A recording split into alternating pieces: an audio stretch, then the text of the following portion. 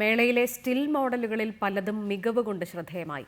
സുസ്ഥിര വികസനത്തെക്കുറിച്ചുള്ള മോഡൽ അവതരിപ്പിച്ച് എറണാകുളം തട്ടേക്കാട് ജമാഅത്ത് higher secondary സ്കൂളിലെ വിദ്യാർത്ഥികൾ പ്രശംസ പിടിച്ചുപറ്റി.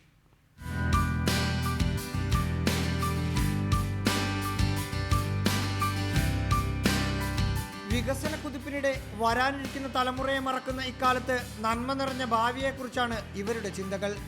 നമ്മുടെ തലമുറ ഉപയോഗിച്ച ശേഷം വരും തലമുറയ്ക്ക് ഗ്രാമങ്ങളെ എങ്ങനെ ഉപയോഗിക്കാമെന്ന് മുഹമ്മദ് യാസീൻ പറഞ്ഞു തരുന്നു. ഇവിടെ ഒരു സ്വയം പര്യാപ്തമായ ഗ്രാമമാണ് ഞങ്ങൾ ഒരുക്കിയിരിക്കുന്നത്. ഇവിടെ ഞങ്ങളൊരു ടൂറിസത്തെ സപ്പോർട്ട് ചെയ്യുവാനായി ഒരു തൂക്കുപാലവും അങ്ങനെയുള്ള സംഭവങ്ങൾ വച്ചിട്ടുണ്ട്. പിന്നെ ഞങ്ങളിവിടെ കൃഷിയാണ് വച്ചിരിക്കുന്നത്. കൃഷിയോട് ചേർന്ന് തന്നെ കാറ്റിൽ റിയറിംഗ് ഉള്ളതിനാൽ കാറ്റിൽസിൻ്റെ വേസ്റ്റ് മെറ്റീരിയൽസ് കൃഷിയിൽ വളമായി ഉപയോഗിക്കുകയും കൃഷിയിലുണ്ടാകുന്ന വൈക്കോലും എല്ലാം കാറ്റിൽസിന് ഭക്ഷണമായി കൊടുക്കാവുന്നതുമൊക്കെയാണ്.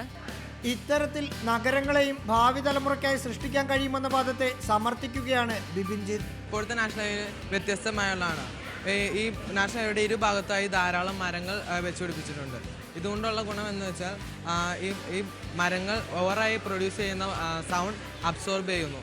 പിന്നെ ഞങ്ങൾ ഫോറിൻ കൺട്രീസ് ഉള്ളതുപോലെ ധാരാളം വേസ്റ്റ് ബാസ്ക്കറ്റുകൾ സിറ്റിയിൽ ഇൻക്ലൂഡ് ചെയ്തിട്ടുണ്ട്. അത് നിക്ഷേപിക്കപ്പെടുന്ന വേസ്റ്റ് ട്രീറ്റ്മെൻറ്റ് പ്ലാന്റിലെത്തി അത് റീസൈക്കിൾ ചെയ്ത് മറ്റു ഉപയോഗങ്ങളായി ഫ്യൂവൽസായും മറ്റും ട്രാൻസ്ഫർ ചെയ്യുകയാണ്.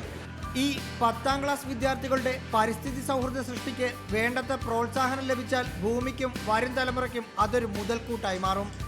റിപ്പോർട്ടർ, മലപ്പുറം.